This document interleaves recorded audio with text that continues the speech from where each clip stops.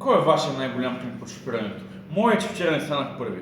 Днес ще ви покажа Deck Profile 3-1, Dark Order в Миро. Четвърт съм, но реално втори, понеже имаше 4 човека на второ място. И да, не съм спечелил мата, но Живко го спечели с мои карти, така че реално съм го спечелил. Нека да започнем към Deck Profile. Първо играем DJ-а. Тая карта е силна. Блоковата в Ей. Фан факт, това ефекта му е, че произволява от дека. Шефа на обелите му пита всеки път, като го използвам, какво прави. И шик шока. Всеки шибан път. Този ДГ, някакъв карта дека, защото се казва ДГ, като го изкаркнеш, може да добави Forbidden Droplet, което е не е лошо. Може да добави Engine, като се произволява 2 токена в защита.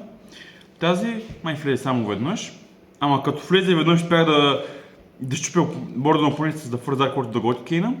Открих, че той е трудно откейва, но изненадващо къде като всеки ход се връща ресурсите в дека, може би има добър грайнд. Знам, шокиращо.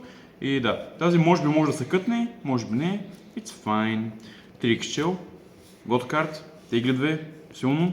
В best case сценарио просто я правиш на края на комбото и стеглиш хендтрапове. Този брик, ама ти трябва да му никваш борда. А фън факт казва, че да изкараш в Миро 4K борди, което не мога да старги, това е...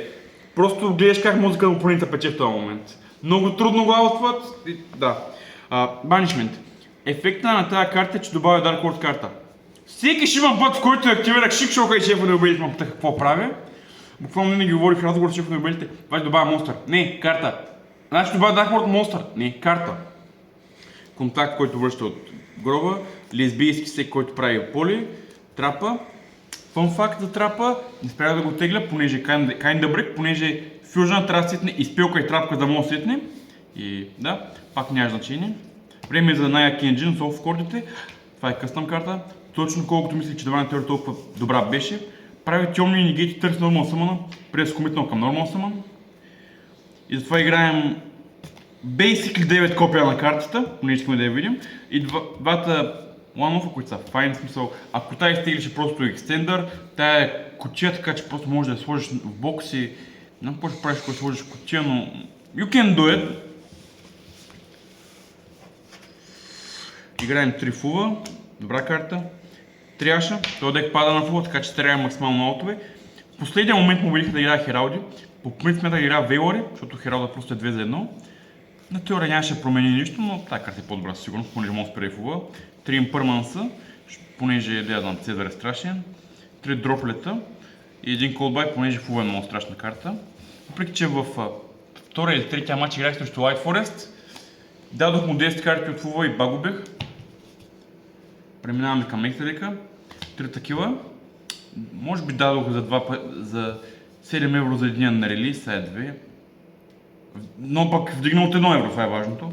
Един такъв, стига. Супер поли таргети, няма ли супер поли таргет, май веднъж не. Единственият път, в който изтеглих поли таргет, супер поли беше да го изкартна, но няма значение. На теория това може да изкара това и да е силно.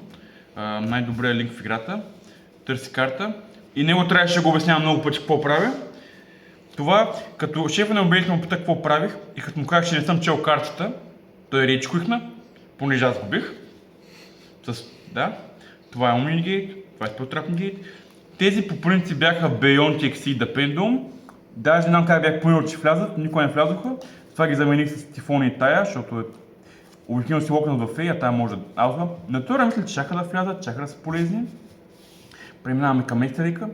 Играем 3 пъти Перулия и веднъж не изтеглих. 3 пъти не Миро, понеже Миро и веднъж не го изтеглих. Изтеглих срещу шефа на обелите, той ми го шупал на дека. После мрънка, че съм го бил заради тази карта. Човек, който пред това време държеше Кристия и беше готов да ма Криста локне. Мрънка, че съм го бил за Swordgate. Да, 3 супер поли. Сега е време за папето специално. Най-забавната карта вчера. Eradication Card Virus. Да.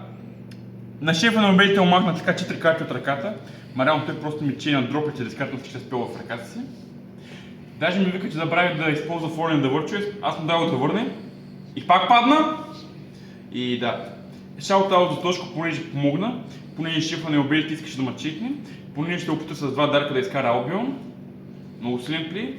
Шаут-аут за Шикшок, който поне 3 пъти опита да ме читне. Каза ми ефект на Зевс, сега ще откина. Добър плей. Шаут-аут за Живко, защото се договорихме за този кръстив мат. Шаут-аут за Пене, в който Game 3 му беше 1 час да пада на мърша. Шаут-аут за Гей от Търново, който се прави на американци, говориш само на английски, нищо не е перфектно български, пак ти го пака. Шаут-аут за Глигана, защото вчера каза, че съм приятелка. И да. Шаут-аут за Димчо, понеже снима. Ти тогава няма